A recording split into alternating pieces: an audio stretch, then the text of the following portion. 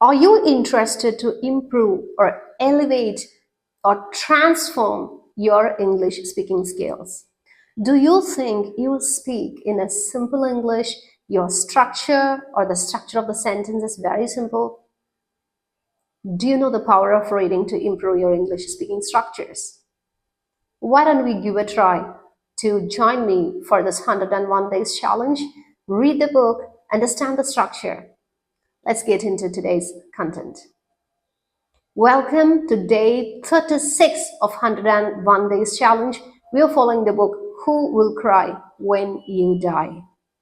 The topic for today is Read Tuesdays with Morrie. Read Tuesdays with Morrie. What's this about? In today's video, we are going to watch how we can learn sentence structures from books. By reading books, how can we apply the particular sentence structure used by this author in our general conversation? If you're ready, get ready with your note and a pen. Note down the structures which are available and let's use it. If you are a beginner, this can help you. If you're an intermediate, if you're an advanced learner, definitely this style can help you. We are starting day 36 of 101 days challenge. The topic is Read Tuesdays with Morrie. In this 101 days challenge, we are following 3R methods.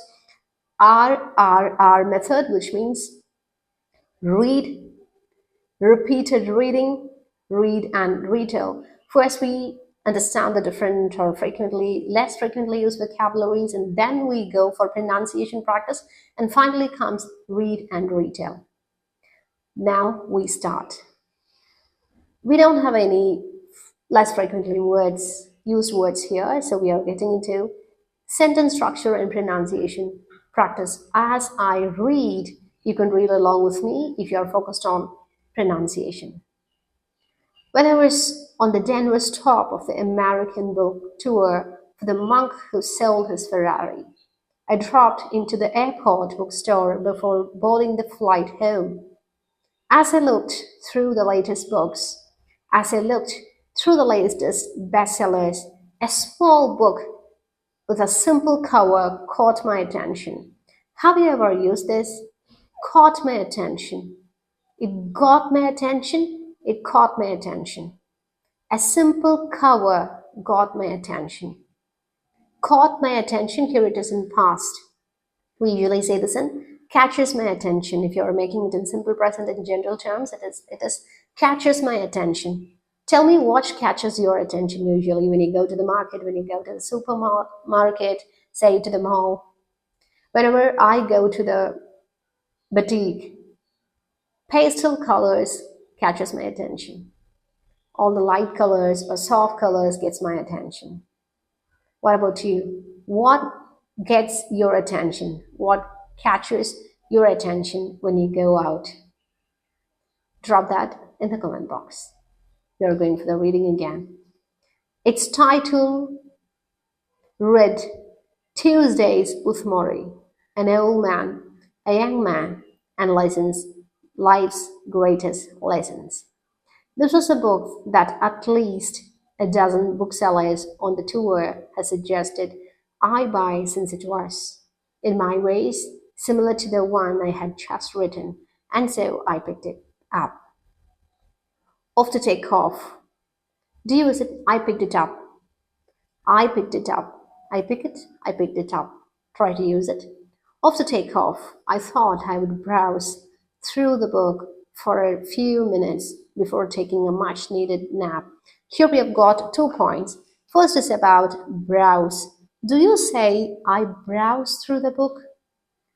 I skim through the book. Do you use it?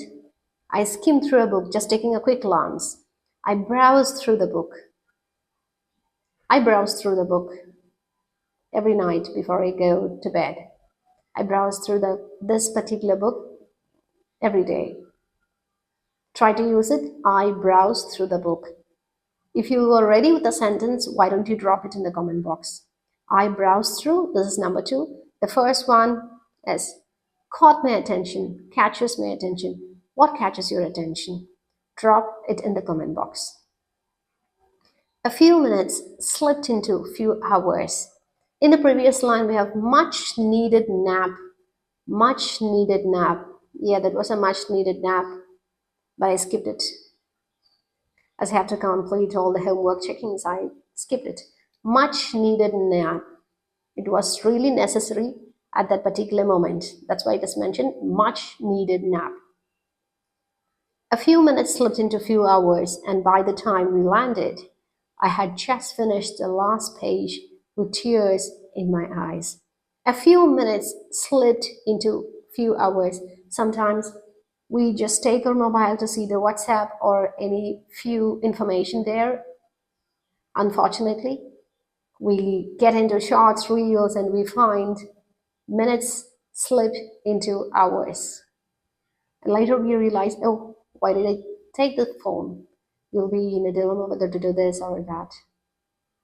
Here it's mentioned a few minutes slipped into a few hours. Next line. The book is about a man who, after leaving university and building a career, rediscovers his favorite professor, Morrie, in the final months of the older man's life. Every Tuesday, the former student then visits the dying teacher to learn another lesson about life from this man who has lived so richly and completely. So richly and completely, a complete life. Is lived so richly and completely.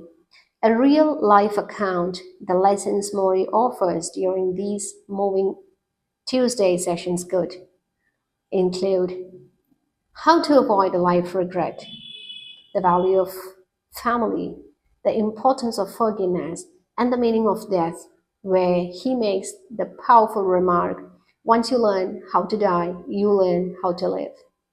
This beautiful little book will remind you of the importance of counting your blessings daily and have the wisdom to honor life's simplest pleasures, no matter how busy your life becomes.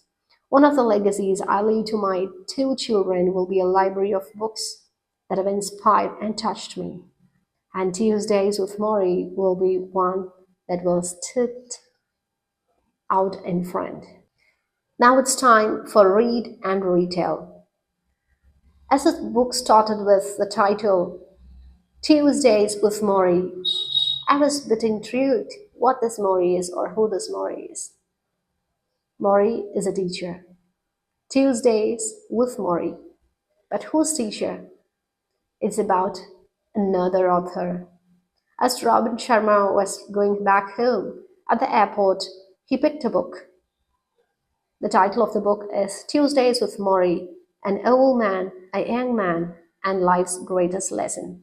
That was a very simple book with simple cover that caught Robin Sharma's attention. Why has it got Robin Sharma's attention? Because this is closely connected with the recent book of Robin Sharma. So he wanted to know what the author has written here. As he read, he was able to notice it is about the author and the teacher.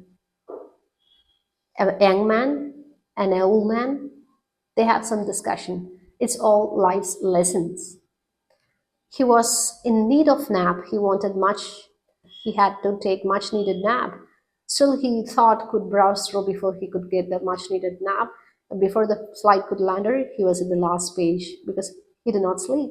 He was at the last page. The author told the story in this way. At the final months of the old man's life, every Tuesday, the former student would visit the dying teacher to know life's lesson about no regrets, how to avoid life of regret, value of family, importance of forgiveness, and the value of family life. Once you learn how to die, you know how to live. The author has mentioned, count your blessings. As we move in a fast-paced life, we will say we don't have time, but honor simplest pleasures that you come across in your life. Robin Sharma has mentioned the greatest treasure or the legacies that he would leave for his children will be the books that inspired and touched him. Among that, this book sit in front. This is such an amazing book, and after reading this particular chapter, definitely I got intrigued to read Tuesdays with Morrie. Why don't you also try after finishing this book? Monk who'll cry when you die.